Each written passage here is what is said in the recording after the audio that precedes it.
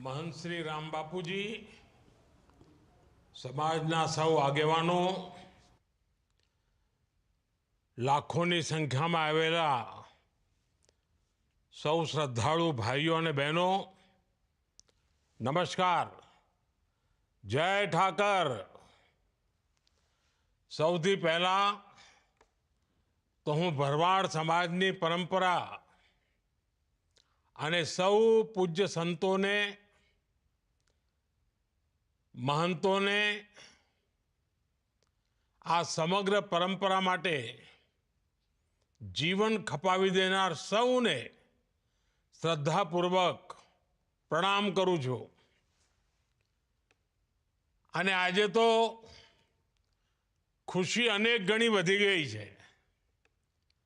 आ वखते जे महाकुंभ थयो, आ ऐतिहासिक महाकुंभ हतो, पण आपणा माटे गौरवनी वात ए के महाकुंभना आवा पुण्य अवसरे महंत श्री राम बापूजी ने मां मंडलेश्वर एनी पदवी प्राप्त थई। आ बहु मोटी घटना है अने आपणा बधा माटे अनेक गणी खुशीनो अवसर है। राम बापूजी अने समाजना सौ परिवारजनों ने मारा तरफथी खूब खूब शुभकामनाओं। गया एक अठवाडिया में भावनगरनी आ धरती जाने एम लागे कि भगवान श्री कृष्णनु वृंदावन बनी गई है। अने एमा पाછી सोनामां सुगंध भળી अमारा भाईजीनी भागवत कथा होय त्यारे श्रद्धा भाव जे रीते वहेतो होय एटले बधा एकदम कृष्णमां रस तरबोळ थई गया होय एवुं आ वातावरण। अने वाला स्वजनों, बावळियाळी धाम एक केवल एक धार्मिक स्थान नहीं। आ भरवाड़ समाज सहित अनेकों माटे आस्था, संस्कृति अने एकतानी प्रतीक भूमि पण छे। नगा लाखा ठाकर एमनी कृपा थी आ पवित्र स्थान ने अहींथी भरवाड़ समुदाय ने हमेशा साची दिशा, उत्तम प्रेरणा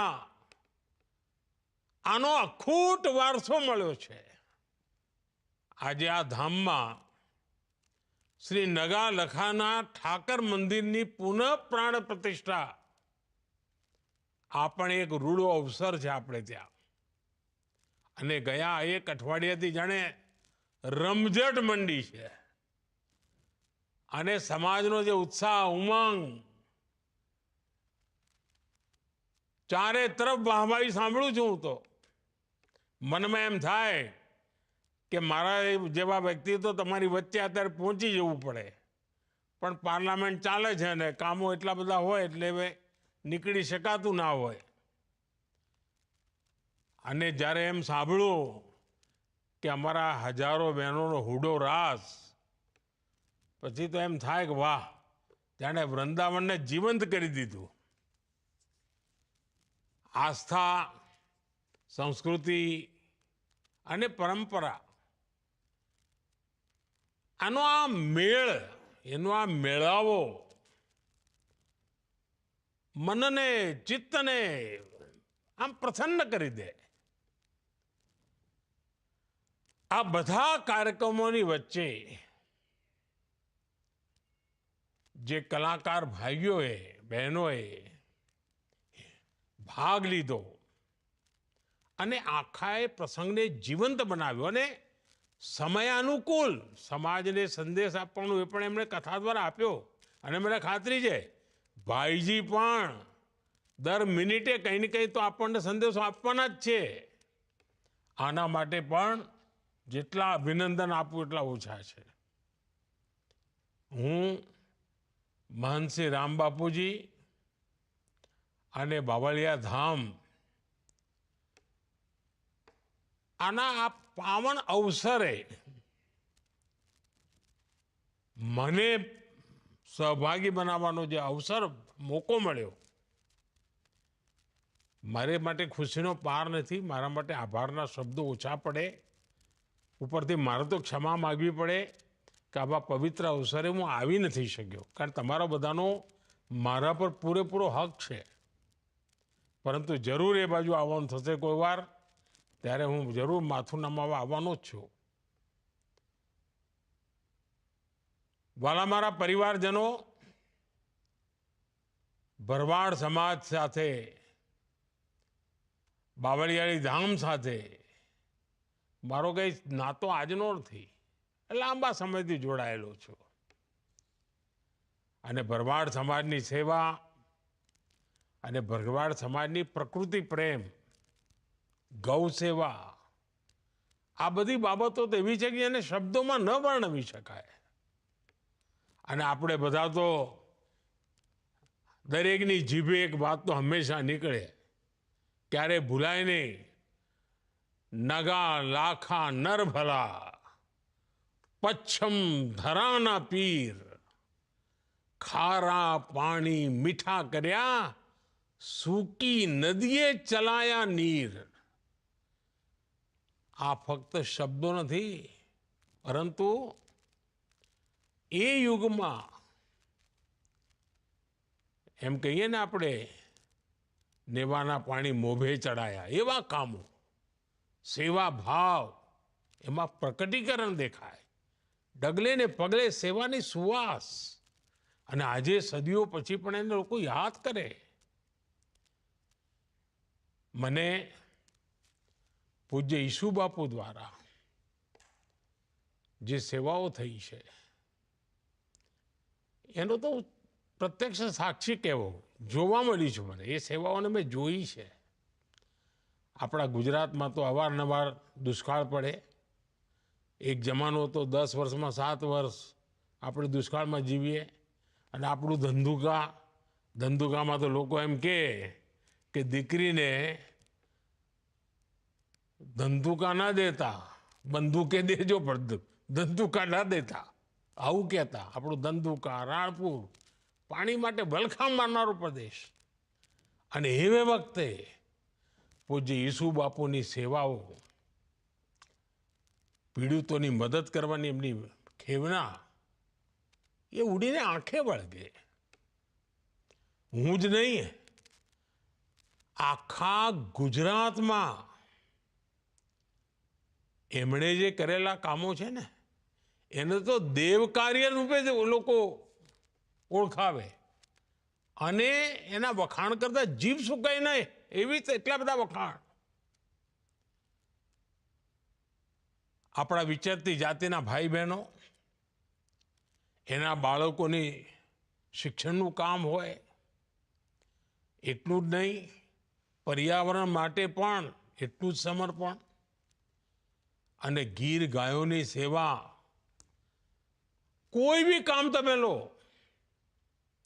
આપણને આ પરંપરાના દર્શન જોવા મળે. વાલા સ્વજનો, ભરવાડ સમાજે હંમેશા પરિશ્રમમાં ક્યારે પાછી પાની નથી કરી. ત્યાગની વાત હોય, પરિશ્રમની વાત હોય, હંમેશા આગળ રહ્યો છે. પણ તમને બધાને ખબર છે, હું જ્યારે તમારી વચ્ચે આવ્યો છું ત્યારે કંઈક કડવી વાત કર્યા વિના રહ્યો જ નથી. હું હંમેશા કહું ભરવાડ સમાજમાં આવું કે ભાઈ હવે લાકડીઓનો જમાનો ગયો. હવે બહુ લાકડીઓ લઈને ફર્યા.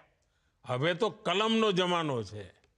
અને મારે ગર્વ સાથે કહેવું પડે કે ગુજરાતમાં જેટલો સમય મને સેવા કરવાનો મોકો મળ્યો, મારી વાતને ભરવાડ સમાજના નવી પેઢીએ સ્વીકારી. બાળકો ભણી ગણીને આગળ આવવા માંડ્યા. અને પહેલાં તો હું કહેતો હતો કે લાકડી મૂકો અને કલમ પકડો અને હવે હું કહું છું કે મારી દીકરીઓના હાથમાં એક કોમ્પ્યુટર હોવું જોઈએ. બદલાયેલા જમાનામાં આપણે ઘણું બધું કરી શકીએ અને આ જ આપણી પ્રેરણા હોય. અને આપણો સમાજ તો પ્રકૃતિ સંસ્કૃતિ બંનેનો સંરક્ષક છે. અને આપે તો સાચ અર્થમાં અતિથિ દેવો ભવ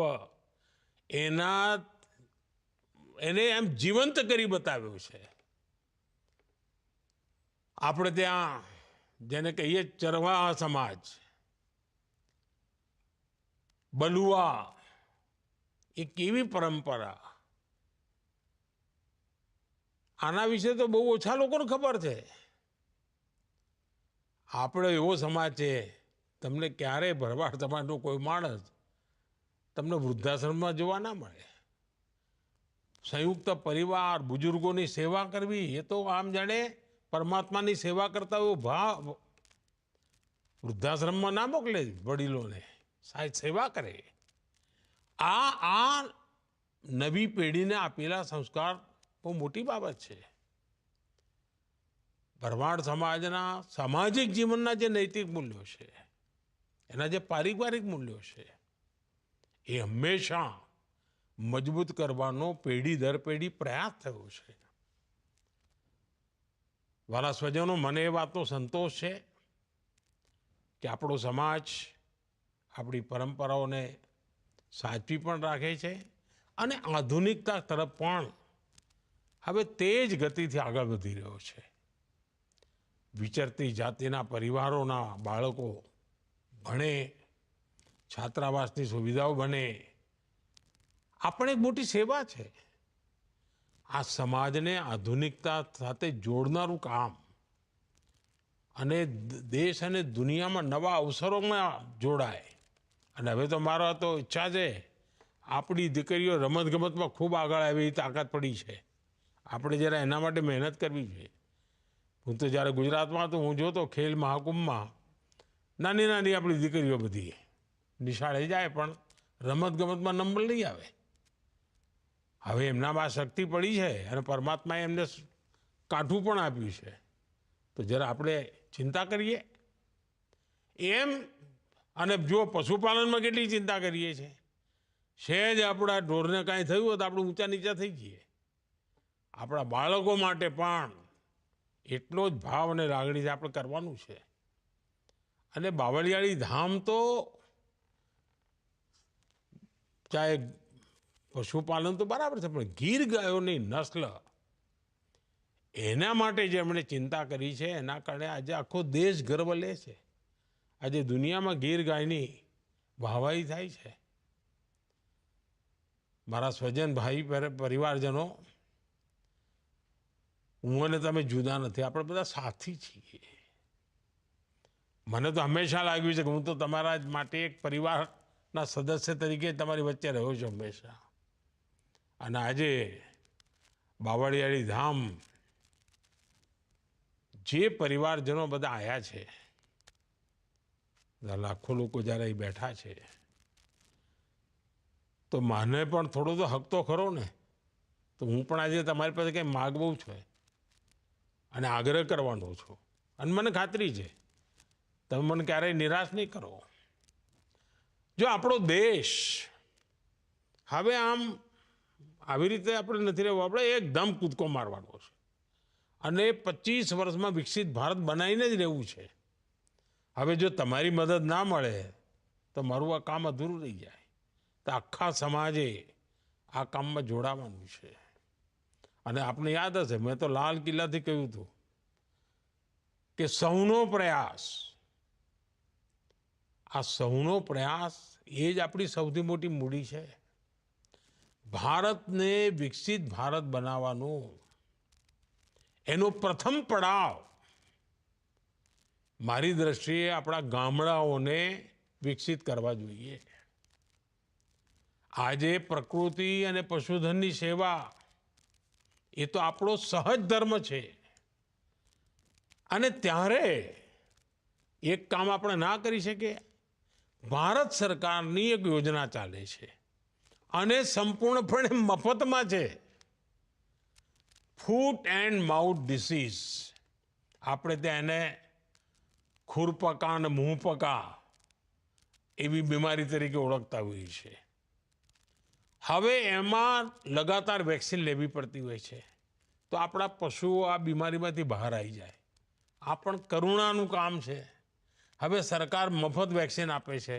આપણે નક્કી કરીએ કે આપણા સમાજ પાસે જેટલું પણ પશુધન છે એને આ વેક્સિનેશન અવશ્ય કરાવીએ, નિયમિત કરાવીએ, તો આપણને ભગવાન શ્રી કૃષ્ણના નિરંતર આશીર્વાદ મળશે. આપણો ઠાકરિયો આપણી મદદમાં આવશે.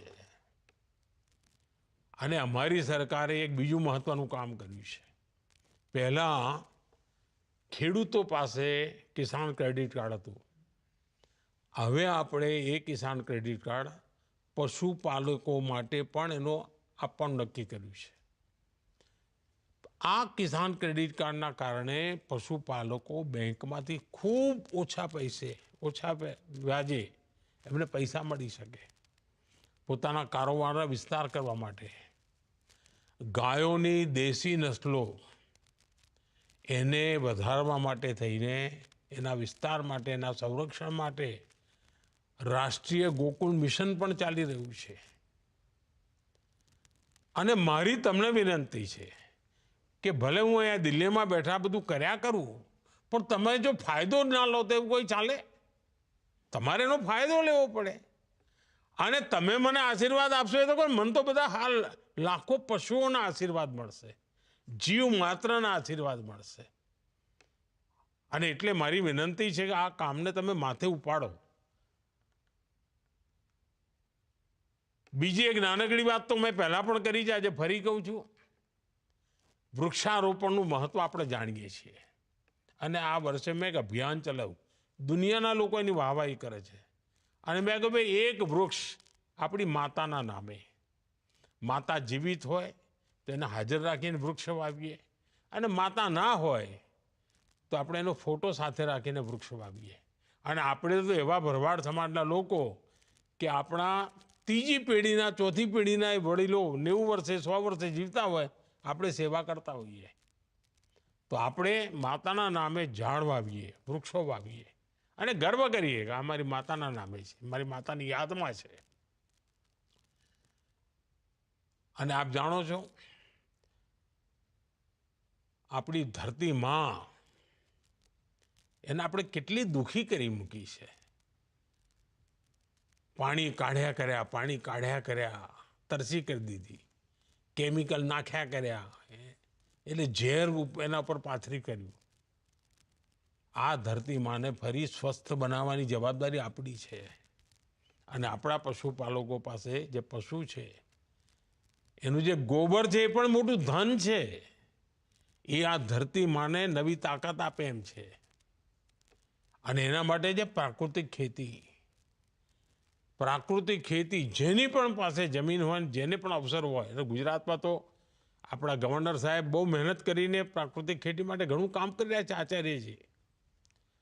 અને મારી તમને બધાને લાગણી છે કે જે પણ આપણી નાની મોટી જમીન હોય, આપણે જરૂર પ્રાકૃતિક ખેતી તરફ વળીએ અને આપણી ધરતીમાની સેવા કરીએ. આપણે